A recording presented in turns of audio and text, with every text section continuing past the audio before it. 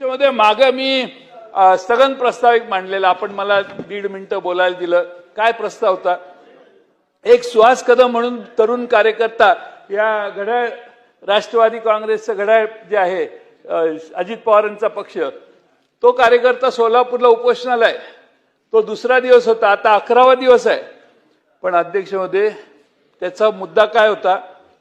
त्याचा मुद्दा एक आहे की मटका, पत्ते, club, dance bar, spa, girl parlour, गांजा, व्हिडिओ गेम, चक्री गेम, हातभट्टी, विषारी शिंदी जोमात चालू आहे.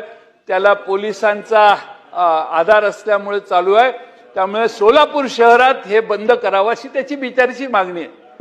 का पोलीस आयुक्त जाऊन भेटत नाही?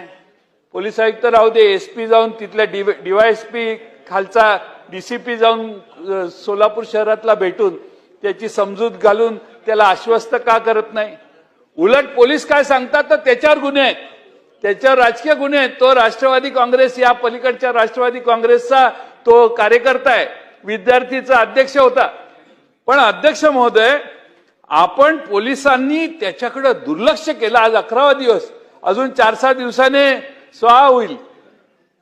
काहीतरी अध्यक्ष महोदय त्याच्यात आपण लक्ष घाला. पोलिसांच्या या अवैध व्यवसायाला पोलिसांचा आधार लागू नये, ही त्यांची अध्यक्ष महोदय मागणी आहे. आणि म्हणून अध्यक्ष महोदय, माझी आपल्याला विनंती आहे की त्याने